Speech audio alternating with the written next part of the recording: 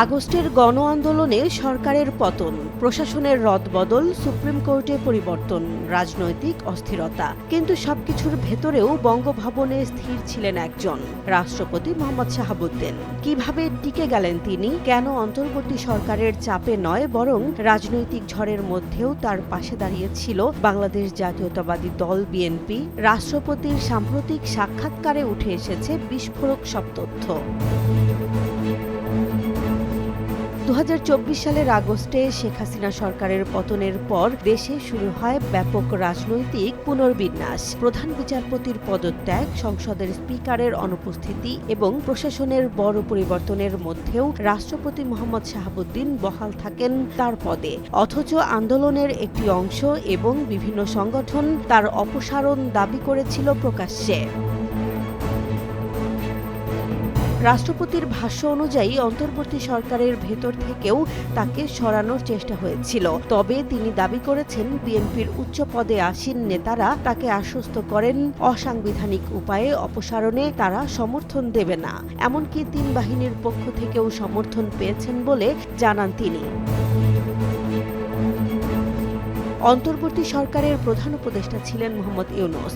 শপথ নেয়ার পর তিনি আর বঙ্গভবনে যাননি এমন অভিযোগও করেছেন রাষ্ট্রপতি। বিদেশ সফর বা চুক্তির বিষয়ে রাষ্ট্রপতিকে অবহিত না করার কথাও বলেছেন তিনি, যদিও এ বিষয়ে সংশ্লিষ্টদের কাছ থেকে আনুষ্ঠানিক মন্তব্য পাওয়া যায়নি।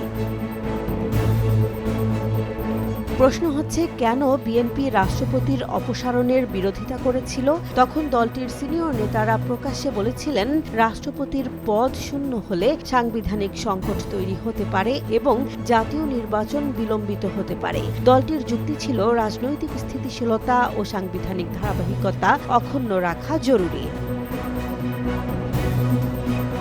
রাজনৈতিক বিশ্লেষক মহিউদ্দিন আহমেদের মতে, শেখ হাসিনার পতনের পর থেকেই বিএনপি দ্রুত নির্বাচনের পক্ষে ছিল।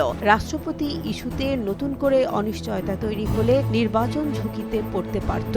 ফলে রাজনৈতিক কৌশল হিসেবেই তারা রাষ্ট্রপতির অপসারণে সায় দেয়নি। অক্টোবরের আন্দোলনে বঙ্গভবন ঘেরাও, ব্যারিকেড ভাঙার চেষ্টা, সব মিলিয়ে পরিস্থিতি ছিল উত্তপ্ত। তৎকালীন তথ্য উপদেষ্টা নাহিদ ইসলাম বলেছিলেন, সরকার স্থিতিশীলতাকেই সর্বোচ্চ গুরুত্ব দিচ্ছে। শেষ পর্যন্ত রাষ্ট্রপতি পদত্যাগ বা অপসারণ হয়নি, বরং তিনি 12 ফেব্রুয়ারির নির্বাচনের পর নতুন প্রধানমন্ত্রীকে শপথ পড়ান। রাষ্ট্রপতি বলেন, আমার দুঃসময়ে বিএনপির সহযোগিতা শতভাগ ছিল। এমনকি তিনি বিএনপির চেয়ারম্যান তারেক রহমান সম্পর্কে ব্যক্তিগত ইতিবাচক মন্তব্যও করেছেন।